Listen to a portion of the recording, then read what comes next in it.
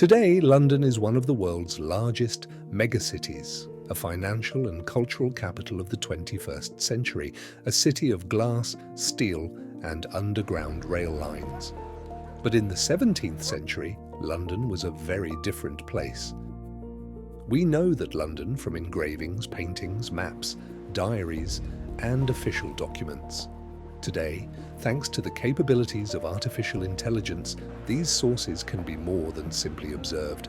They can be brought to life.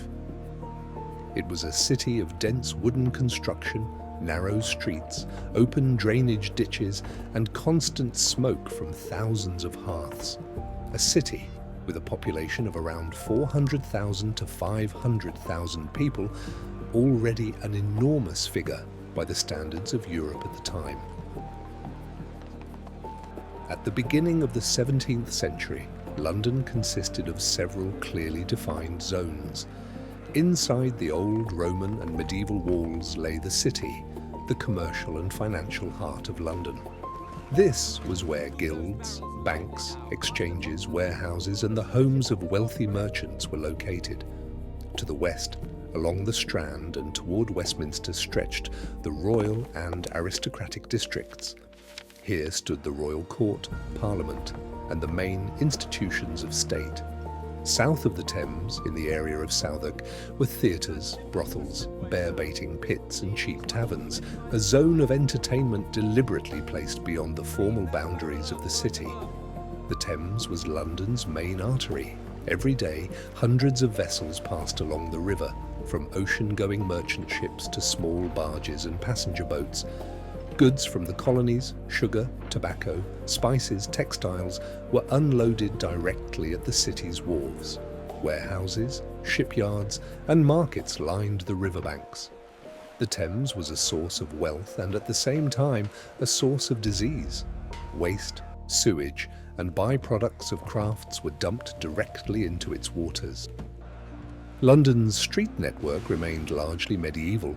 Streets were narrow and winding, with houses whose overhanging upper floors almost touched above the roadway. Sunlight rarely reached ground level. Most buildings were constructed of wood, with thatched or wooden roofs. Open fire was used everywhere for cooking, heating, and craft production. Sanitary conditions were extremely poor. There was no sewer system in the modern sense. Waste was poured directly into the streets or into special pits. Smells were a constant part of urban life. Water was drawn from wells and rivers, often already polluted. These conditions created an ideal environment for the spread of disease. London's economy during this period was growing rapidly. The city was the centre of English and international trade. The first elements of a financial system were taking shape here: cargo insurance, promissory notes, joint stock companies. It was in London in 1600 that the East India Company was founded, an organisation that would soon become one of the main instruments of British colonial expansion.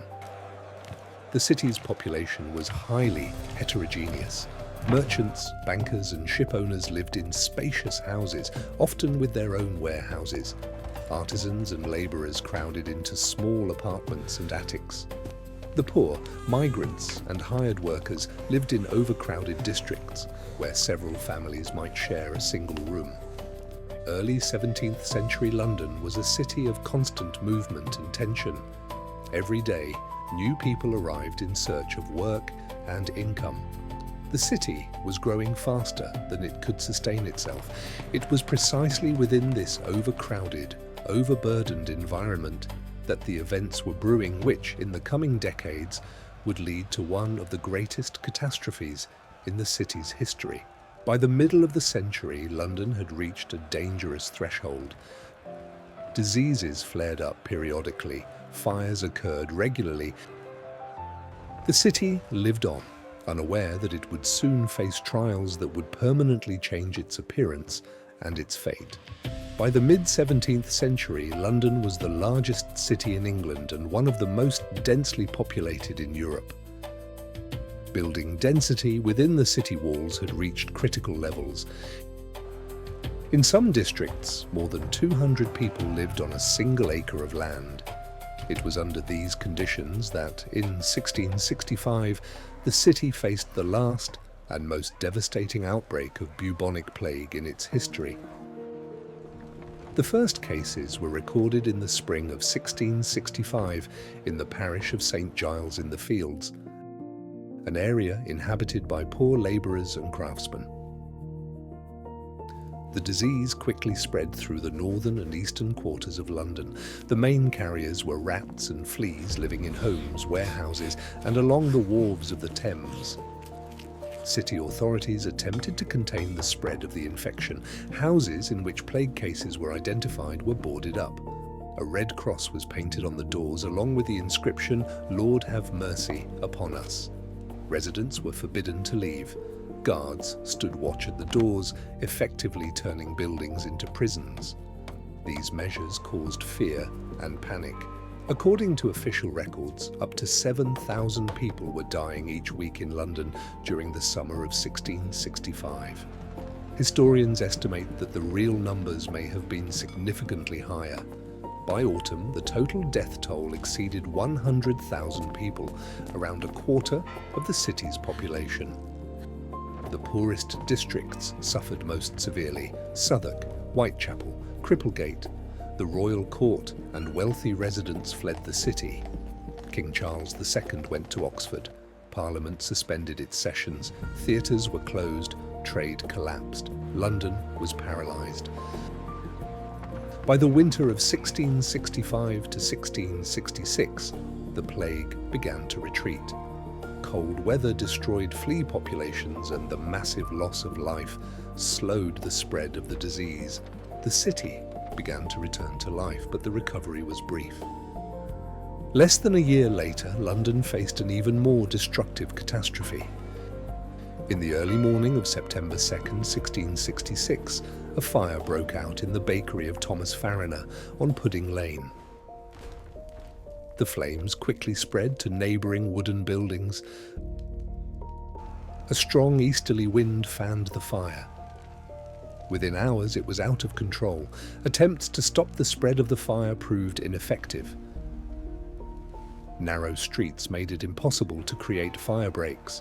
Houses stood tightly packed together. Authorities hesitated to order demolitions, fearing legal consequences. By evening, the fire had engulfed a large part of the city. The fire raged for 4 days. It destroyed around 13,200 houses, 87 parish churches, and most public buildings within the city walls. The old St. Paul's Cathedral burned to the ground. The Royal Exchange, guildhalls, warehouses, and markets were all destroyed.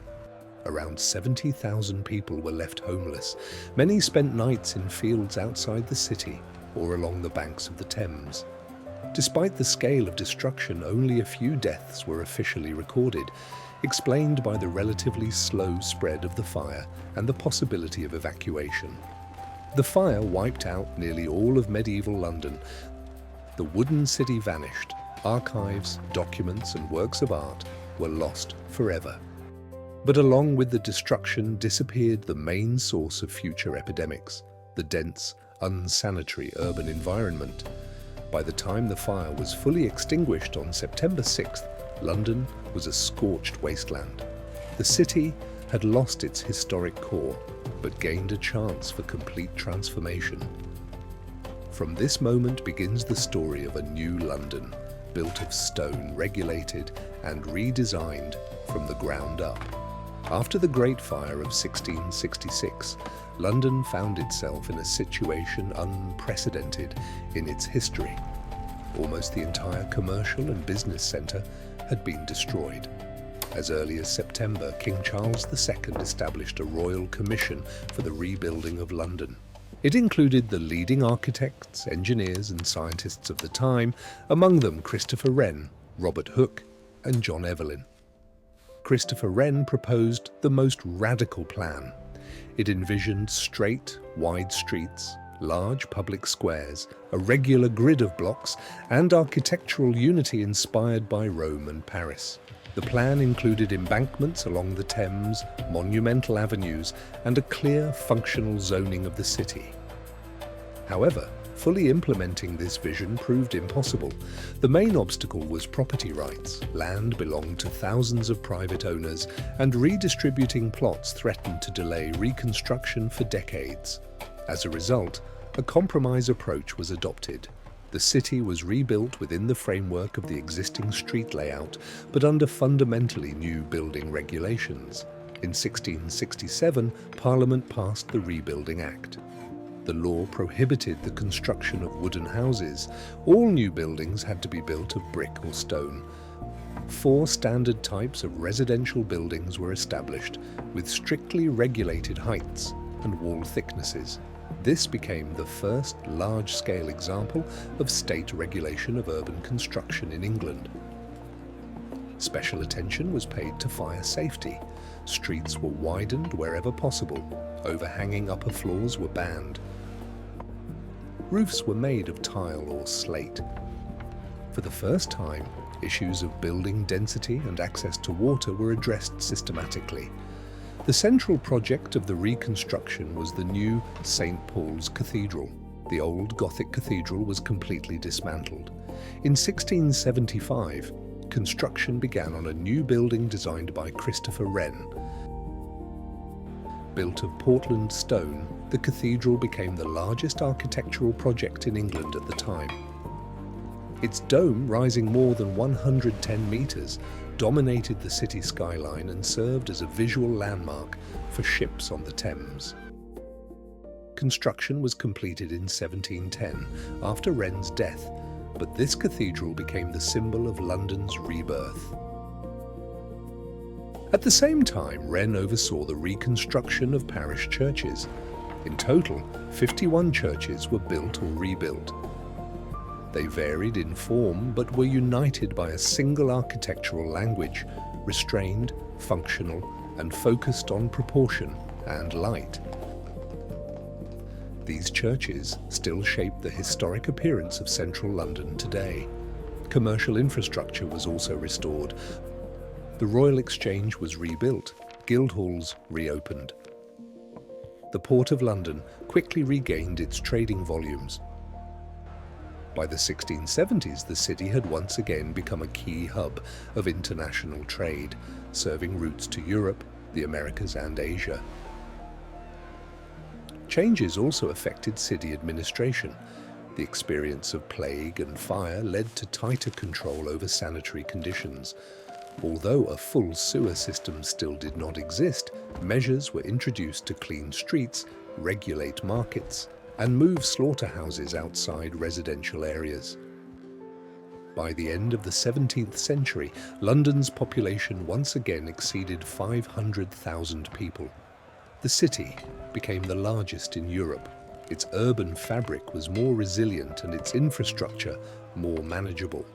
London finally shed the characteristics of a medieval city and became an early modern capital. The catastrophes of the 17th century did not destroy London. They set the direction of its development for centuries to come. It was after the Great Fire that the principles of urban regulation, architectural planning, and administrative governance were formed, enabling London in the 18th and 19th centuries to become the capital of a global empire. Write in the comments which city and which era you would like to see in our next journey. And perhaps it will come to life in our next video. As always, see you in the past.